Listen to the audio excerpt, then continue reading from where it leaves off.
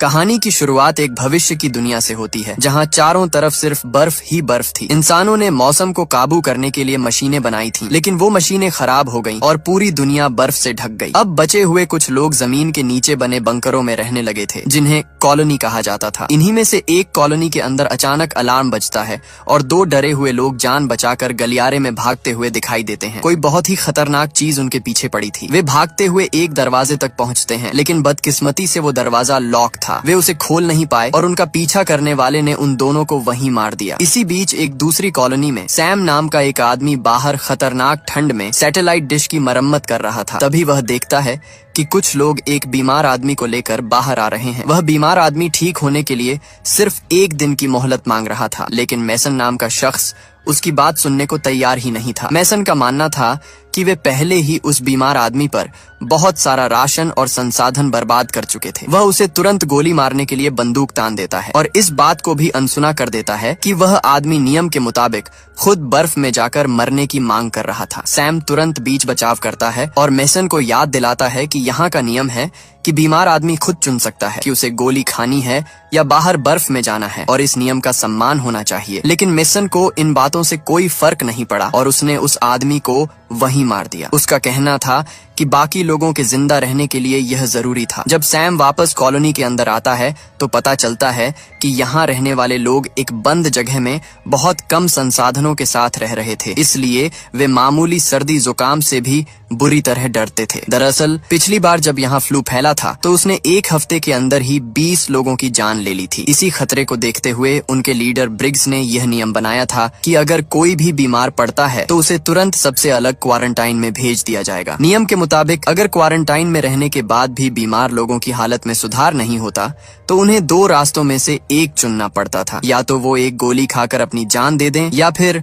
बर्फ में एक लंबी सैर पर निकल जाएं, जहां भी मौत पक्की ही थी। इस कॉलोनी के लोग जिंदा रहने के लिए जी जान से मेहनत करते थे। वे एक दूसरे का ख्याल रखते और बीज उगाने की कोशिश करते थे। लेकिन अब उनकी आबादी पहले जैसी नहीं रही थी, क्योंकि हर गुजरते साल के साथ खाना और संसाधन कम होते जा रहे थे। कॉलोनी में अक्सर यह अफवाह उड़ती थी कि कहीं दूर एक ऐसी जगह है जहाँ मौसम गर्म है और वह स्वर्ग जैसा है, लेकिन सैम इन बातों को सिर्फ एक कहानी मानता था। सैम लीडर ब्रिग्स के पास गया ताकि वह उसे बता सके कि मैसन ने नियम तोड़कर उस बीमार आदमी को जबरदस्ती मारा है। ब्रिग्स ये सुनकर खुश नहीं था, लेकिन उसके पास मैसन से निपटने के अलावा एक और बड़ी समस्या आ चुकी थी। वे दोनों तुरंत कम्युनिकेशन रूम पहुंचे, जहां कूपर ने उन्हें एक डरावनी जानकारी दी। उसे कॉलोनी 5 से एक लगातार बजने वाला खतरे का सिग्नल मिल रहा था, लेकिन वहां से कोई भी उनके मैसेज का जवाब नहीं दे रहा था। मामले की गंभीरता को देखते हुए ब्रिग्स ने आधे घंटे में एक बैठक बुलाई। इसी दौरान सैम विक्टर से मिलने गया, जो वहाँ के जानवरों का इंचार्ज था, लेकिन वहाँ के भी हालात अच्छे नहीं थे। विक्टर ने बताया कि खरगोशों का पिछला बच्चा मरा हुआ पैदा हुआ था। अब उनके पास सिर्फ 12 खरगोश बचे थे, जिनमें केवल एक मादा थी, और सबसे बड़ी दिक्कत यह थी कि बाकी खरगोश उसके साथ संभोग नहीं करना चाहते थे, यानी खाने की कमी और बढ़ने वाली थी। इधर ब्रिग्स मैसन को उसकी मनमानी के लिए डांटने गया, लेकिन मैसन को अपनी गलती का कोई पछतावा नहीं था। उसने अपने फैसले का बचाव करते हुए कहा कि जो लोग बाहर वॉक पर जाते हैं वे आखिर में वापस लौट आएंगे और उनका बचा कुचा खाना भी खत्म कर देंगे। बाद में सैम अपनी प्रेमिका काई से मिलने पहुंचा। काई वहां पौधों और खरगोशों के लिए खाने का इंतजाम देख रही थी। उसे पूरा भरोसा था कि मौसम को ठीक करने वाली मशीनें अभी भी बर्फ के नीचे कहीं दबी हुई हैं और काम कर सकती हैं। वह हार मानने को तैयार नहीं थी और अपने रडार की मदद से लगातार उस तकनीक को खोजने की कोशिश कर रही थी। थोड़ी देर बाद कॉलोनी के सभी लोग मीटिंग के लिए एक जगह जमा हुए। वहां डेक्स्टर अपनी पत्नी को बार बार समझा रहा था कि वह सबके सामने खांसे नहीं, ताकि किसी को शक न हो। जब सैम वहां से गुजरा तो उसकी पारखी नजरों ने भांप लिया कि वे दोनों बीमार हैं। सैम ने उन्हें टोकते हुए फौरन अपने कमरे में जाने को कहा, लेकिन डेक्स्टर डर गया और उसने बात को घुमाते हुए कहा कि वे दोनों बिल्कुल ठीक हैं। उसी समय ब्रिग्स वहां आता है और सबको कॉलोनी 5 के हालात के बारे में बताता है। वह ऐलान करता है कि वह खुद एक टीम लेकर वहां जांच करने के लिए जाएगा। मैसन इस बात का विरोध करता है और कहता है कि इस मुश्किल वक्त में उन्हें अपने लोग और राशन बाहर बर्बाद नहीं करने चाहिए, लेकिन ब्रिग्स उसकी बात को अनसुना कर देता है। फिर ब्रिग्स डेक्स्टर को अपनी टीम में शामिल होने के लिए कहता है, लेकिन सैम जानता था कि डेक्स्टर और उसकी पत्नी की तबीयत तबीयत ठीक नहीं है। डेक्स्टर को बचाने के लिए सैम खुद आगे आता है और कहता है कि वह टीम में जाएगा, जबकि डेक्स्टर को टरबाइन की देखभाल के लिए यहीं रुकना चाहिए। अपने पिता विक्टर के मना करने के बावजूद जवान लड़का ग्रेडन भी इस मिशन के लिए स्वेच्छा से आगे आता है। अपनी टीम तैयार करने के बाद ब्रिग्स काई को अपनी गैर मौजूदगी में कॉलोनी का इंचार्ज बना देता है। तभी अचानक डेक्स्टर की पत्नी को सबके सामने छींक आ जाती है, जिससे वहां हड़कंप मच जाता है। लोग डर के मारे अपने चेहरे ढक लेते हैं और उनसे दूर हटने लगते हैं। उस पति पत्नी को तुरंत क्वारंटाइन में डाल दिया जाता है। मैसन एक बार फिर शिकायत शुरू कर देता है कि उन्हें अभी उनका टेस्ट करना चाहिए। ब्रिग्स उसे जमकर डांटता है और साफ कह देता है कि उसके वापस आने तक उन दोनों के बारे में कोई फैसला नहीं लिया जाएगा। इसके बाद एक छोटा सा दृश्य दिखाई देता है, जहाँ एक बर्फीले तूफान के बीच एक लड़का तेज हवाओं का मुकाबला करते हुए चल रहा है। वह तब दंग रह जाता है जब उसे अपनी माँ जमीन पर मरी हुई मिलती है। ठीक उसी वक्त सैम की नींद खुल जाती है। पता चलता है कि यह उसकी माँ की मौत का एक भयानक सपना था जो उसे अक्सर आता था। काई उसे संभालती है और याद दिलाती है कि जो हुआ उसमें उसकी कोई गलती नहीं थी। अगले दिन टीम अपने मिशन के लिए निकल पड़ती है। इसका मतलब था कि उन्हें मीलों तक जमी हुई बर्फ और जानलेवा बर्फीली हवाओं का सामना करते हुए पैदल चलना था। चलते चलते जब वे एक उजाड़ और पुराने शहर को पार करते हैं तो उन्हें रास्ते में एक पुरानी मौसम ठीक करने वाली मशीन मिलती है। सबको थोड़ी उम्मीद जगती है, लेकिन बदकिस्मती से वो मशीन खराब हो चुकी थी और काम नहीं कर रही थी। थोड़ी देर बाद वे एक पुराने पुल पर पहुंचते हैं और उसे बहुत ही सावधानी से पार करने की कोशिश करते हैं। सालों से मरम्मत न होने की वजह से पुल की हालत बहुत खराब थी और उसे पार करना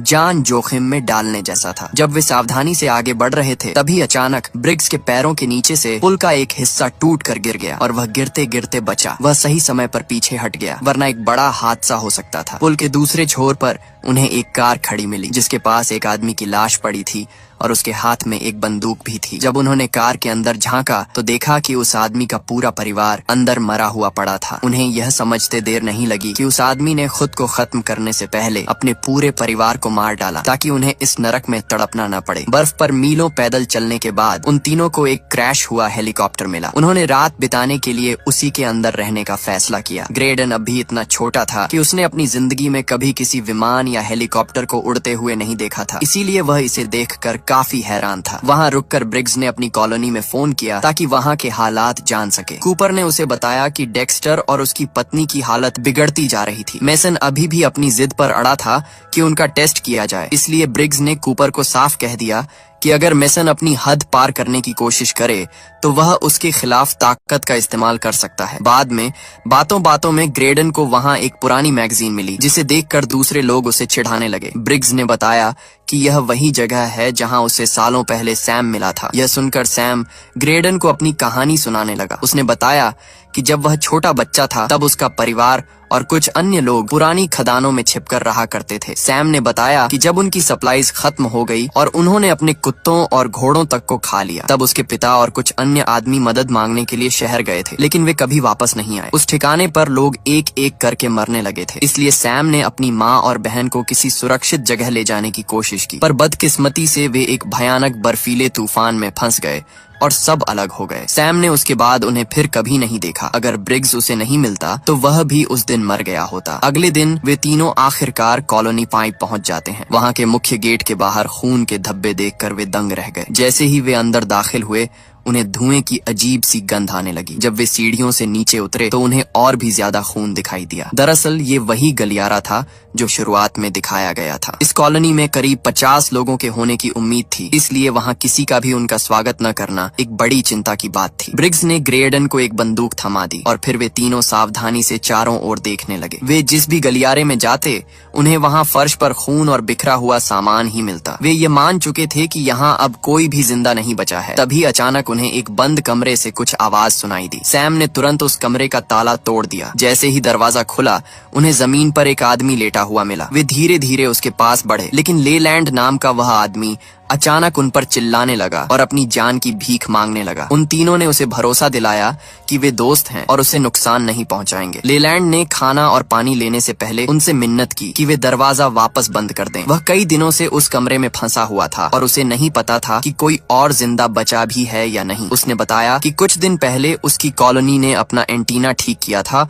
और उन्हें एक मैसेज मिला था। लेलैंड अब वही मैसेज उन तीनों को सुनाने लगा। स्क्रीन पर एक वीडियो चलता है जिसमें बिना बर्फ वाले इलाके में एक आदमी खड़ा दिखाई देता है। वह बताता है कि उसके ग्रुप ने एक मौसम मशीन को ठीक कर लिया है और वहाँ की जमी हुई बर्फ को सफलतापूर्वक पिघला दिया है। अब उनके पास खेती के लिए उपजाऊ जमीन है और उन्हें बस कुछ बीजों की जरूरत है। बदकिस्मती से वीडियो बीच में ही कट जाता है और उन्हें उस जगह की पूरी लोकेशन पता नहीं चल पाती। लेलैंड उन्हें बताता है कि उन्होंने उस सिग्नल का पीछा करते हुए उस गर्म इलाके को खोजने के लिए एक टीम भेजी थी, लेकिन उन्हें वो जगह कभी नहीं मिली। इसके बजाय रास्ते में किसी बहुत ही खतरनाक चीज ने उन्हें ढूंढ लिया और उनके पीछे पीछे इस कॉलोनी तक पहुंच गई। सैम ने लेलैंड से उस जगह को नक्शे पर मार्क करने के लिए कहा और ब्रिग्स ने उसे भरोसा दिलाया कि वे उसे अपने साथ अपनी कॉलोनी वापस ले जाएंगे। हालांकि लेलैंड उस कमरे से बाहर निकलने के नाम से ही बुरी तरह डरा हुआ था। वे तीनों उस कमरे में जो भी राशन और सामान मिला उसे उठा लेते हैं और अपनी कॉलोनी से संपर्क करने की कोशिश करते हैं, लेकिन सिग्नल नहीं मिल पाता। आखिर में वे वहाँ से निकलते हैं और लेलैंड को भी अपने साथ ले जाने की कोशिश करते हैं, पर तभी कुछ खौफनाक आवाजें सुनाई देती हैं। लेलैंड इतना डर जाता है कि वह वापस कमरे के अंदर भाग जाता है और दरवाजा बंद कर लेता है। अब ब्रिग्स, सैम और ग्रेडन को उसके बिना ही आगे बढ़ना पड़ता है। वे कॉलोनी के जितना अंदर जा रहे थे उन्हें उतनी ही ज्यादा चीखने और किसी चीज को पीटने की आवाजें सुनाई दे रही थीं। तभी उन्हें आगे मशालों की रोशनी दिखाई दी और जब वे करीब पहुंचे तो उनके होश उड़ गए। उन्होंने देखा कि कॉलोनी के लोगों की लाशों के बीच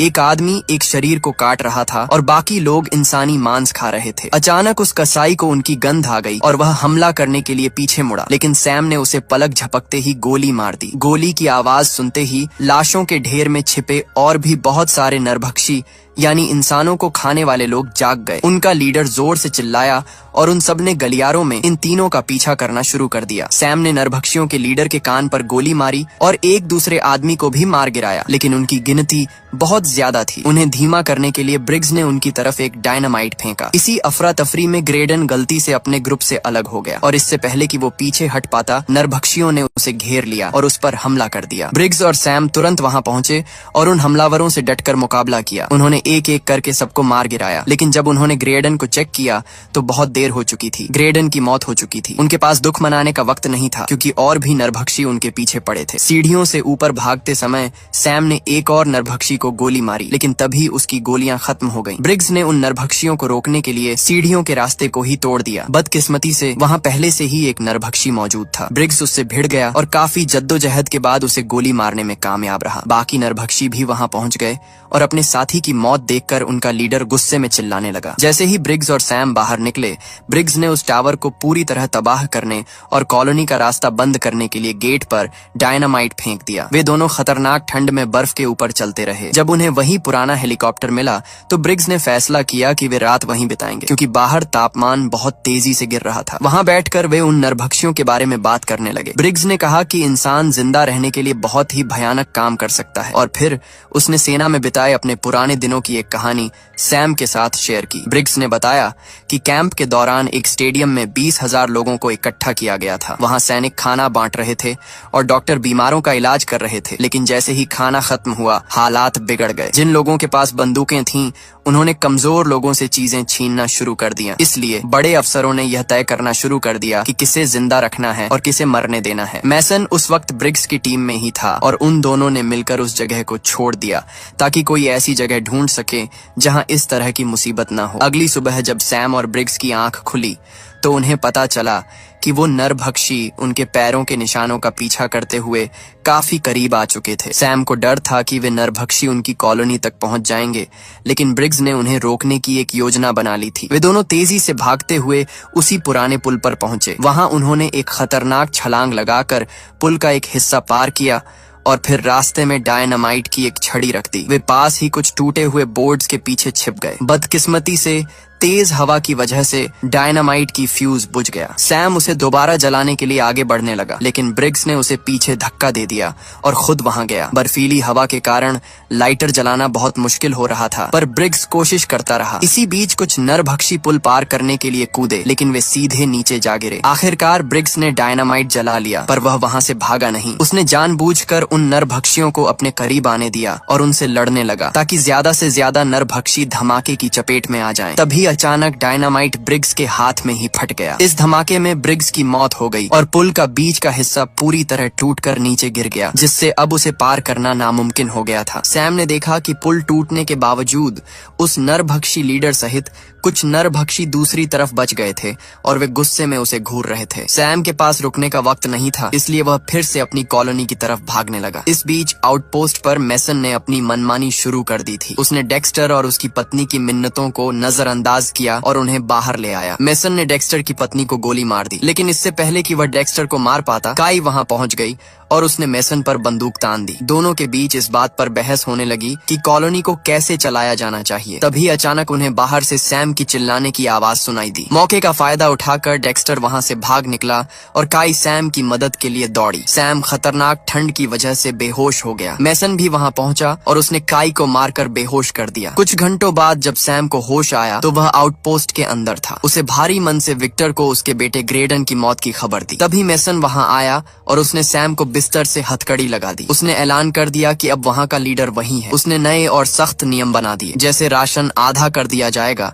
बीमारी का शक होने पर तुरंत टेस्ट होगा और जो काम नहीं करेगा उसे खाना नहीं मिलेगा। सैम ने मेसन को नरभक्षियों के बारे में सब कुछ बताया और चेतावनी दी कि उन्हें वो गर्म जगह ढूंढने के लिए तुरंत निकल जाना चाहिए, वरना नरभक्षी उन्हें ढूंढ लेंगे। लेकिन मेसन ने उसकी बातों पर यकीन नहीं किया और सबको लेकर वहां से चला गया। जाने से पहले एक छोटे लड़के ने चालाकी से हथकड़ी की चाबियां चुरा ली थीं और उसने चुपके से वो चाबियां सैम को दे दी। बाहर मेसन और विक्टर दुश्मनों पर नजर रखे हुए थे, लेकिन उन्हें कुछ दिखाई नहीं दिया। विक्टर ने मेसन को समझाया कि सैम झूठ नहीं बोलता और उन्हें हमले के लिए तैयार रहना चाहिए। उन्होंने सुरक्षा कैमरों की मदद लेने का फैसला किया, लेकिन तभी एक आदमी ने आकर खबर दी कि सैम वहां से भाग चुका है। सैम तुरंत काई को खोजने निकल गया और उसने देखा कि उसे एक कमरे में बांध कर रखा गया था। उसे आजाद करने के बाद सैम ने काई के कंप्यूटर पर उस सिग्नल वाली जगह को खोजना शुरू किया। शुरुआत में तो कुछ नहीं मिला, लेकिन रडार को ध्यान से चेक करने के बाद आखिरकार उन्हें एक गर्म इलाका दिखाई दे गया। इससे यह पक्का हो गया कि दुनिया में एक ऐसी जगह सच में है जहां बर्फ पिघल चुकी थी। सैम और काई ने फौरन अपने बैगों में जितने हो सके उतने बीज भर लिए और दूसरों को आगाह करने के लिए भागे, पर रास्ते में मेसन और उसके आदमियों ने उन्हें रोक लिया। मेसन एक बार फिर अपनी ताकत दिखाने की कोशिश कर रहा था कि तभी बाहर से जोर जोर से दरवाजे पीटने की आवाजें आने लगीं। सब लोग घबराकर सुरक्षा कैमरों की तरफ दौड़े। वहां का नजारा देखकर सबके होश उड़ गए। नरभक्षी पागलों की तरह दरवाजा तोड़ने की कोशिश कर रहे थे। उनके लीडर ने कैमरे के सामने डेक्स्टर का कटा हुआ सिर दिखाया और फिर कैमरा तोड़ दिया। यह देखकर मेसन को आखिरकार सैम की बात पर यकीन हो गया। उसने तुरंत आदेश दिया कि जो भी लड़ सकता है उसे हथियार दिए जाएं और बाकी लोग तिजोरी में छिप जाएं। कूपर सभी लोगों को तिजोरी की तरफ ले गया और दरवाजे पर पहरा देने लगा, जबकि मेसन और सैम की टीम हथियारों के साथ गलियारे में मोर्चा संभालकर खड़ी हो गई। वे बस दरवाजा टूटने का इंतजार कर रहे थे। तभी अचानक बत्तियां गुल हो गईं। जब रोशनी वापस आई तो सामने का दरवाजा खुला हुआ था, पर अंदर कोई नहीं आया। तभी पूरे ठिकाने के अंदर से अजीब आवाजें आने लगीं। अचानक कूपर के ठीक सामने वाले वेंट से एक नरभक्षी कूदकर बाहर निकला। कूपर ने खुद को बचाने की कोशिश की, पर नरभक्षी ने उसे नीचे गिरा दिया और तिजोरी की तरफ भागा। लेकिन इससे पहले कि वो अंदर घुस पाता, कॉलोनी के लोगों ने उसके मुंह पर ही तिजोरी का भारी दरवाजा बंद कर दिया। एक दूसरे गलियारे में एक छोटी लड़की रास्ता भटक गई थी और छिपने की जगह ढूंढ रही थी, लेकिन तभी एक नरभक्षी ने उसे ढूंढ लिया और मार डाला। इधर मेसन और सैम के हथियारबंद ग्रुप को बहुत देर से समझ आया कि नरभक्षी वेंट्स के जरिए अंदर घुस चुके हैं। दुश्मन ने उन्हें घेर लिया और एक बहुत ही खौफनाक लड़ाई शुरू हो गई। दोनों तरफ से लोग मारे जा रहे थे, लेकिन चाहे वे कितने भी नरभक्षियों को मार गिराते, उनकी गिनती कम ही नहीं हो रही थी। सैम और काई वहां से निकलने में कामयाब रहे, लेकिन विक्टर भागते भागते थक चुका था। उसने हार मानने के बजाय नरभक्षियों के लीडर से अकेले ही भिड़ने का फैसला किया। विक्टर ने डटकर मुकाबला किया, लेकिन बदकिस्मती से वो खूंखार लीडर उस पर भारी पड़ा और उसे मार डाला। इसी बीच घायल मेसन भागकर एक सुरक्षित कमरे की तरफ गया जहां कुछ ऐसे लोग छिपे थे जो तिजोरी तक नहीं पहुंच पाए थे। मेसन ने अंदर घुसते ही दरवाजा बंद कर लिया, जबकि सैम और काई अभी बाहर ही थे। तभी एक नरभक्षी उनके करीब आ गया। ये देखकर अंदर मौजूद एक आदमी ने मेसन को धक्का देकर नीचे गिराया और दरवाजा खोलकर सैम और काई को अंदर ले लिया। लेकिन उसी अफरा तफरी में एक नरभक्षी भी उनके साथ कमरे के अंदर घुसने में कामयाब रहा। काई ने बिना वक्त गंवाए उसे गोली मार दी और वे सब मिलकर दरवाजा बंद करने के लिए दौड़े, पर वे जानते थे कि ये दरवाजा ज्यादा देर तक नहीं टिकेगा, क्योंकि बाकी नरभक्षी वहां पहुंच चुके थे और पागलों की तरह उसे पीटना शुरू कर दिया था। खतरे को देखते हुए सैम ने फुर्ती से एक वेंट खोला और सबको अपने पीछे बाहर आने को कहा। मैसन ने फिर से विरोध किया और कहा कि बाहर वे सब ठंड से जम जाएंगे, इसलिए उन्हें यहीं रुककर दुश्मन का सामना करना चाहिए। लेकिन बाकी लोगों ने उसकी बात अनसुनी कर दी और वेंट के रास्ते बाहर निकलने लगे। सैम भी वहां से निकलने ही वाला था, पर उसने रुककर मैसन को अपनी बंदूक थमा दी। कुछ ही सेकंड बीते थे कि नरभक्षियों ने दरवाजा तोड़ दिया और मैसन पर टूट पड़े। मैसन ने पास ही रखे एक गैस टैंक पर गोली चला दी, जिससे एक बहुत बड़ा धमाका हुआ। उस आग और धमाके में लगभग सभी नरभक्षी मारे गए, सिवाय उनके लीडर के, जो सही वक्त पर वेंट के अंदर छिप गया था। जल्द ही वह खूंखार लीडर वेंट के रास्ते सैम तक पहुंच गया और दोनों के बीच लड़ाई शुरू हो गई। लड़ते लड़ते वेंट का हिस्सा टूट गया और वे दोनों नीचे जानवरों वाले कमरे में जा गिरे। लड़ाई वहां भी जारी रही। सैम के हाथ में जो कुछ भी आ रहा था वह उस नरभक्षी पर फेंक रहा था, लेकिन वह आदमी सैम पर भारी पड़ रहा था और उसे बेरहमी से पीटने लगा। उस नरभक्षी ने सैम को फर्श पर पटक दिया और उसे घसीटने लगा। तभी सैम की नजर वहां गिरे हुए एक चाकू पर पड़ी। उसने मौका पाकर चाकू उठाया और सीधे उस आदमी के पैर पर वार किया। इस बार सैम उस पर हावी हो गया। उसने गुस्से में उस नरभक्षी का चेहरा बिगाड़ दिया और आखिर में उसका सिर काटकर अपनी जान बचाई। इसके बाद जब सैम ने बाहर निकलने की कोशिश की तो देखा कि पूरा गलियारा आग में घिरा हुआ था। बाहर काई और बाकी बचे हुए लोग वेंट से सुरक्षित निकल आए थे और अपनी आंखों के सामने अपने बंकर को जलता हुआ देख रहे थे। उसी वक्त सैम भी वहां पहुंच गया। उसने सबको हौसला दिया और कहा कि अब उन्हें उस वीडियो वाले गर्म इलाके को खोजना ही होगा। इसके बाद वो छोटा सा ग्रुप बर्फ पर पैदल चलने लगा, इस उम्मीद में कि उन्हें जल्द ही रहने के लिए एक नया और सुरक्षित घर मिल जाएगा। इसी उम्मीद के साथ ये कहानी यहाँ पर खत्म होती है। आपको यह वीडियो कैसा लगा कमेंट में जरूर बताएं और चैनल को सब्सक्राइब करना न भूलें। मिलते हैं अगली वीडियो में, तब तक के लिए गुड बाय।